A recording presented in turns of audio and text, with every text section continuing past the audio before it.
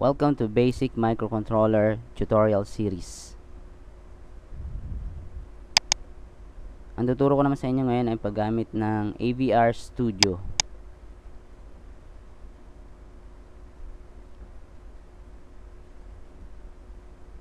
So ito ngayon yung AVR Studio.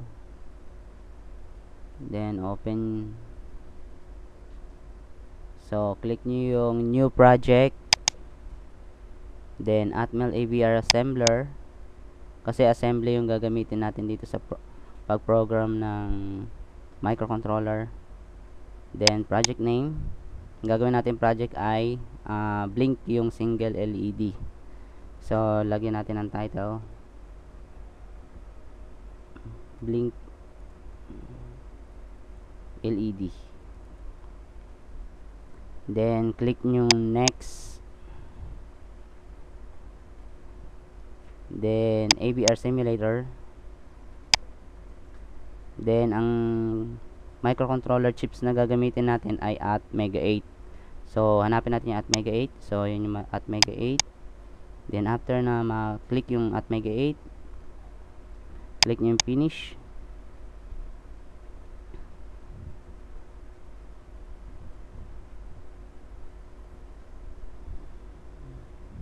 Yan, open na yung ayan, okay. Ready na ngayon magsulat yung program. Kaya lang, bago yung sulat yung program, type nyo muna yung date. Yung proper structure ng programming. So, date muna. Date kung kailan nyo sinimulan yung program. So, nagawa ko ng program na ito, July 11, 2009. Then, yung title ng project na gagawin nyo, project name,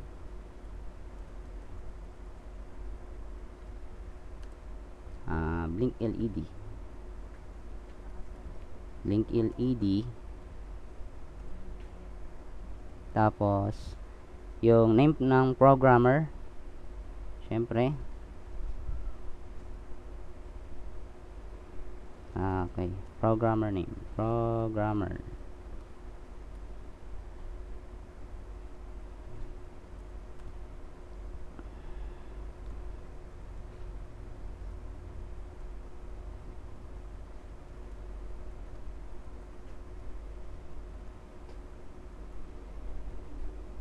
Okay, then yung device na gagamitin para do sa project. Device use. So, ano ba yung device use natin? Yung gagamitin natin dun sa project ay yung Atmega 8. Atmega 8. So, yan. Tapos, lagyan lang natin to ng yan, asterisk. Tapos, yan, dito na tayo magsisimula sa pagsulat ng program. So, that include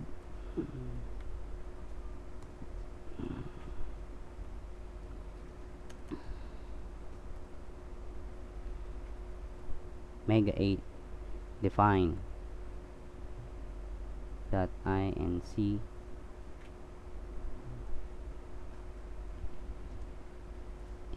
tapos yung origin kung saan dun mare-record yung next instruction. So origin 0 times ito yung flash location kung saan mare-record yung next instruction.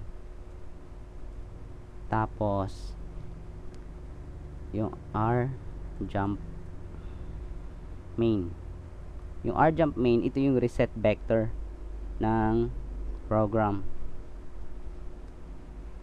Tapos define natin ngayon, susunod naman i-define natin yung register. So instead of calling the register R1 up to R0 to up to R30, instead of calling na mayroon siyang register 1, register 2 o up to register 30, papalitan natin siya na ibang pangalan.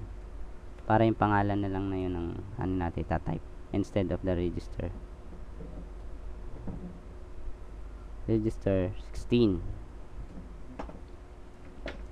So, pinangalanan natin yung register 16 na temporary, ibig sabihin, temp.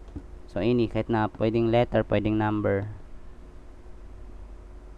So, ngayon punta na tayo sa main. Sa main naman, dito natin ilalagay, de-declare. Halimbawa, gusto natin maging output yung port B, port A, port C, port D. Dito natin siya i-declare.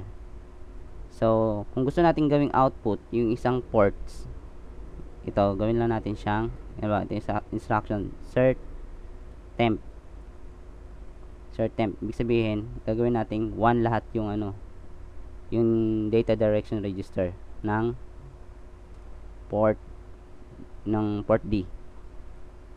So, saan siya? Out dd rd temp. Yan, output. Yung output niya ngayon ay yung port D. Tapos yung gagawin nating blink, biblink natin siya. So, gagawa tayo ng isang label na papangalanan natin loop. Okay. So, SBI. Ibig sabihin yan, set bit immediate. Tapos, kung saan natin siya ipapablink, isang location dun sa port D. So, type natin port D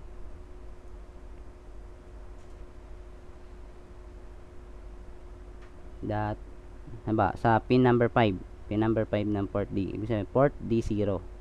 Port D5. Okay. Tapos, siyempre hindi na magbi-blink yan kasi i-on lang niya yan eh. Gagawin mo, i-clear mo siya para mag-off naman.